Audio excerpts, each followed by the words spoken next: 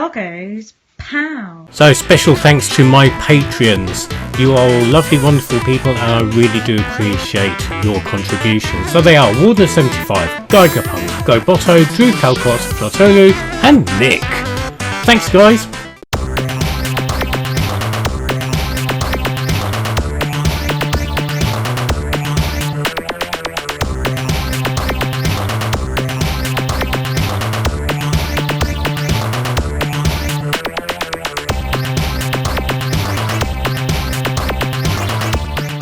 Right, let's have a look at another few games which started life on an 8-bit machine, only to be converted to a 16-bit machine.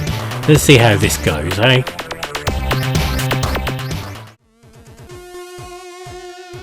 Right, this is Houston's Cybernoid. A popular game on 8-bits. I'm playing here the conversion to the Commodore 64. I think it was originally a Spectrum game. But anyway, fond memories all round for this one. A bit unfair by today's standards, some of it's a bit random, but it got converted to the Amiga. Shall we have a look, see how that worked out? Right, the Amiga version of Cybernoid, 1988, so what's that, 2 years after the original, 1 year, so quite close off the bat, so let's have a look. Can't hear any music. Oh, the sound effects, lots of sound effects. The Amiga version, strangely devoid of music. Controls are the same, but it's super detailed, isn't it? It's lots of little graphical fripperies going along here, which is nice. Lacking music is a real killer though. The original had an absolute banging soundtrack. Why isn't that thing not dead? Oh, blimey. The missiles don't reach quite as far as I would have hoped. Right. You got 5 weapons, including the shield. Oh, this seems very drawn out. But because I'm playing on an Amiga emulator, I can't be asked to fish an A500 out of the loft. We're playing with one of these weird keyboard overlay things which I can't be bothered to configure so I can change the weapons. But hey ho, that's fine. Okay. Now this looks a tad easier. The Commodore 64 version here had quite a large hitbox. Oh, talking of hitboxes, that was shitty.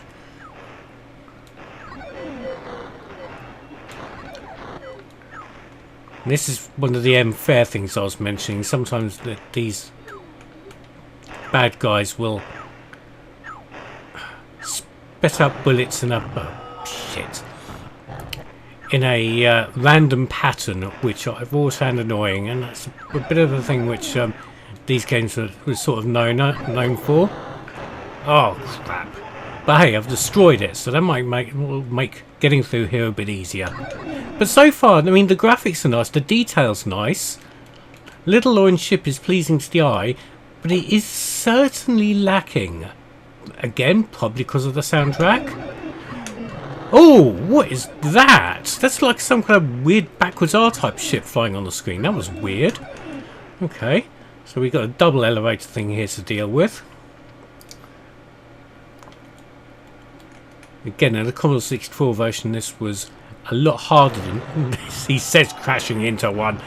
A lot harder than this, but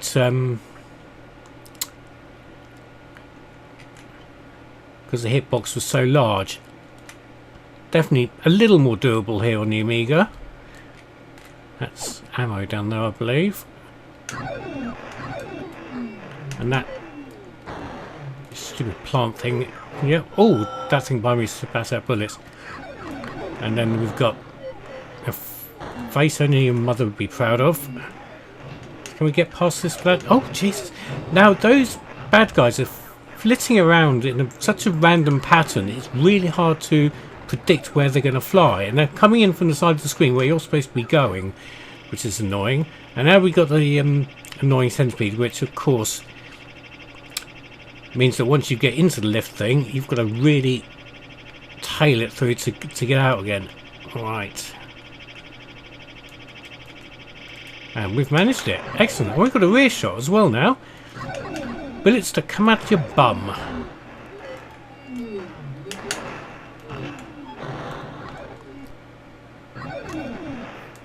we go. Is that going to do it? Yes, it is. Excellent. We'll stick with the bounce weapon. Oh, and die horribly as soon as we reach next screen. Annoying. I mean... Oh, game over. Please stick to Space Invaders, okay. Yeah, not a bad version of Cybernoid, but definitely not a patch on the Commodore 64 version, that's for sure. And probably not a patch on the Spectrum version either, but hey ho.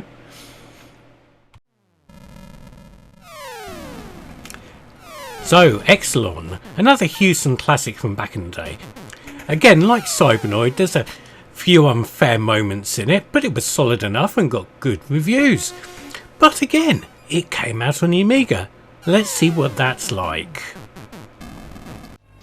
Right, so Exolon on the Amiga. Oh, yeah, 1989, so a little later than the Cybernoid. Let's have a look, see. Oh, shit. What the...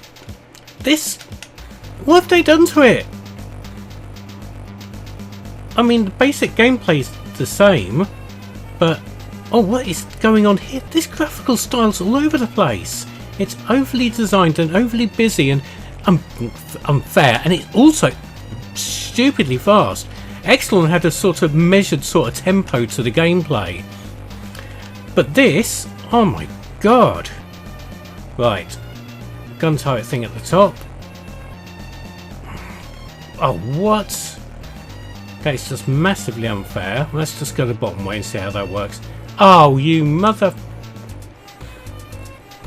Yeah, this is stupidly over-designed. The Commodore 64... Oh, shit. The 8-bit version, should I say, had a really nice, simple graphical style. The main character looked good and was unusual, but looked nice. But this... What is going on with this? Can I get in here? Yes, I can. Oh, a double shot, but I lost it because I jumped while I in the double shot thing. Fine. Anyway, so we're in here now. Right. Good. Oh, what the hell? The screen's just filling up with so much absolute shit. Oh, what? The thing is, you teleport and you press duck. Oh, it hasn't. Oh, that's not too bad. I was going to say, it's going to be easy to go the bottom way and jump that landmine, isn't it? Oh, I'm nowhere near that landmine. But we're giving it another go. I don't know why, because I've already made up my mind that it's absolutely horrible. It runs too fast.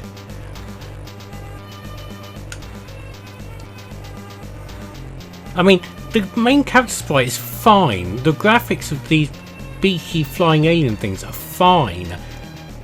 It doesn't look like Exolon at all. Not by any stretch of imagination. Oh, Christ.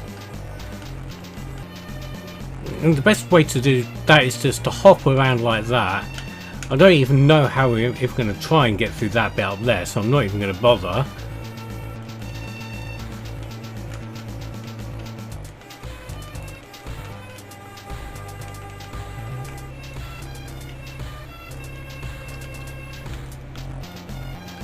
Now that's bullshit because I was going through that teleport. That missile is lined up perfectly to hit me and I can't hit it. This is just so shockingly badly designed. I mean, in the 8-bit versions, when you're confronted with things flying on screen by jumping, it means they come in at a high level. It doesn't work here. Oh, fucking hell.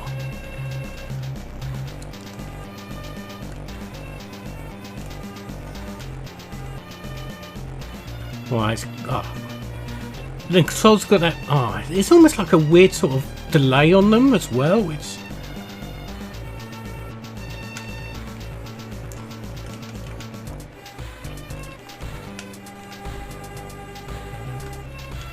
And if you press up when you're in that pod thing, you lose your double weapon. Oh. Did anyone actually playtest this? Absolutely shocking. That is really, really, really bad. Very bad. really, really fucking bad. Let's try something else. So here's Hawkeye from Thalamus, a sideways scrolling shooty platform Madoo, if you like. Now Thalamus, if you watched my last video on these comparisons, converted Armalite to Amiga, and that didn't go well. Let's see if it works any better for Hawkeye. Right, so first impressions, that looks like the Commodore 64 title screen, so I'm not sure how improved or even... I don't know if it's going to... Anyway.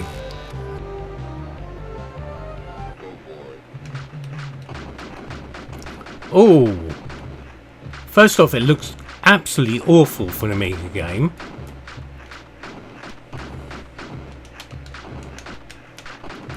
And the controls don't work the same way as the Commodore 64. In the Commodore 64 you could hold down the fire button and press left and right, and you could change weapon. That's not here in this version.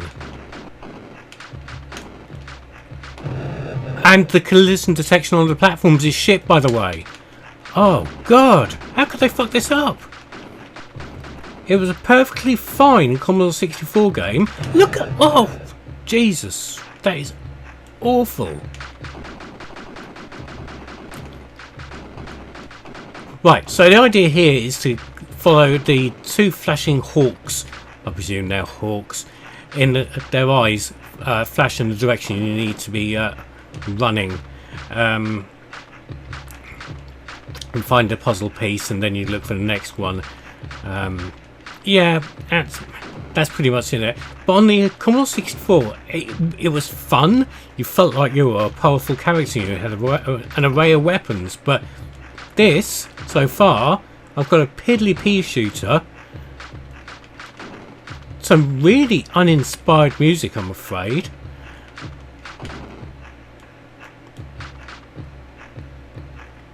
Well, I've gone past the puzzle piece somewhere. I didn't even see a puzzle piece.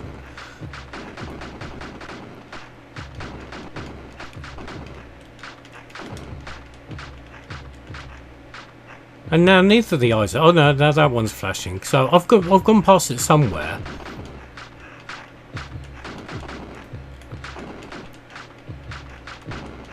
Maybe that's not really very apparent on the Amiga version. There were great big flashing blocks on the Commodore 64, but... Unless that heart is it. That was extra energy in the Commodore 64 version. Oh Christ. And the platforming is so imprecise here. Look at that. It's just... Oh, rubbish. Yes, I've got the power. Now, the power-ups weren't... Oh, shit, really? The power-ups weren't mandatory on the Commodore 64 version, but it appears they are here. So now I'm searching for that. Oh, okay. Does that mean I've... No, it doesn't mean I've got a laser now. That would have been super helpful if I did. Oh, what? The platforming shit. Did I mention the platforming was shit? Should we give that another go? Yes. Right, so glutton for punishment I am. Let's go from the top, trying to do the platforming to the best of our abilities.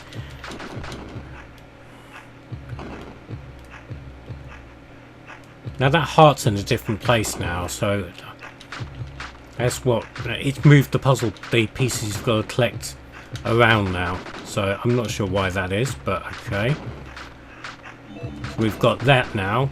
Again, I'm not entirely sure how you swap weapons around. I'm not fiddling with the keyboard. So there. Or maybe the heart was the second bit, I don't know. The puzzle pieces appear in that little box up in the next to the left. Oh, what? The left hole. Why do I explode when I fall off a cliff? Am I made of paraffin and the same kind of cards the 18 drive? I don't know. That's the puzzle piece. See, it's now filled up top there. So which way are we going now, Mr. Hawk? That way. Okay.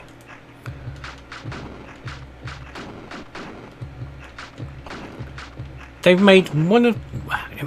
Again, a Commodore 64 game wasn't a classic.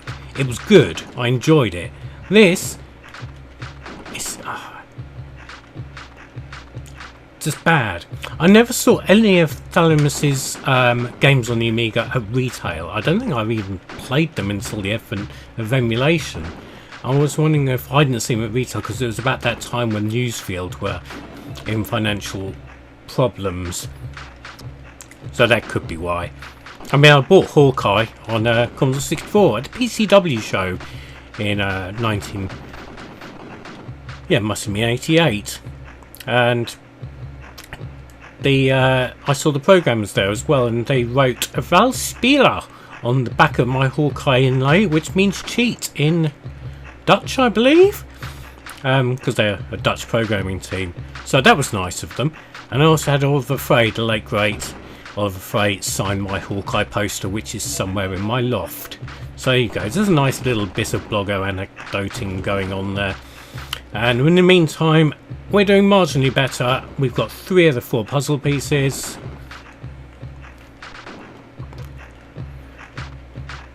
We've generally coped with the dodgy platforming. There we go. Now where are we going? We get a mini boss or something out? I really can't remember. We're going this way anyway. We still haven't got a weapon. As I said, there must be a keyboard control, but like I say, playing on emulation, everything's done through a fake keyboard interface thing. So I can't be asked. It's not worth the hassle, really, of me taking my hands off the joystick. I know you just wander off the level. Now, one thing I will say is between levels the loading time's ridiculous, even between me dying on the first attempt, game over, and coming back into the game. The loading time was huge.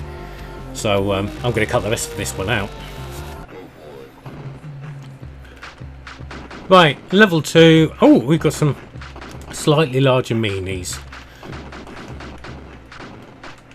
Right, okay, let's see if we can get some weapons out of this thing.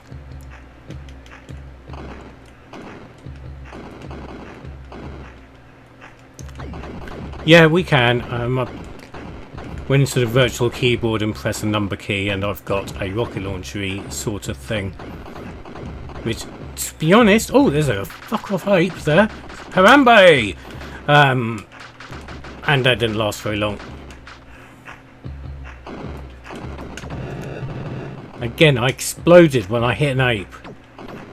I mean, these weapons don't feel any different whatsoever. This is the shotgun lasery thing, which was pretty cool on the Commodore 64, but here it's just weak. This is just such a weak game. How come Harambe can walk through that wall and I can't? Hell. Anyway, yeah, this is shocking. Right, let's have another one. So, this is a personal favourite of mine from back in the day on the C64. This is Space Pilot from Anirog, from the space year of 1984. The idea of this game is to fly through different time periods, shooting down planes, and generally fuck up history. But, bizarrely enough, this ancient fossil got released on the Amiga. Helicopter, helicopter! Right, this is Space Pilot 89. As I've just mentioned, the original Space Pilot by Anirog was a favourite of mine. But this is 5 years after the fact. I really don't know. I really don't know. Oh, what is going on here? Okay, the main sprite looks the same as the Commodore 64 version, and with improvements, which is fine. But what's going on with where's the lack of time? Where's the time travelling gone? There should be a parachute man to pick up. The clouds are blobby balls and the enemies are blobby blobs. And they don't appear in waves. I still don't think so. Space Pilot being a, shall we say, a homage to Konami's Time Pilot. The enemy formations came in waves, which is quite satisfying to take down an entire wave, and doesn't seem to be the case in this. Do have some gubbins on the sides, like auto speed, firepower, shield, auto, I don't know, no idea what that all means. the little timer, that little arrow thing there should be counting down as I shoot stuff before the boss turns up. Or it's counting up, should I say, before the boss turns up. Oh, that's a power-up, and I see, so it's,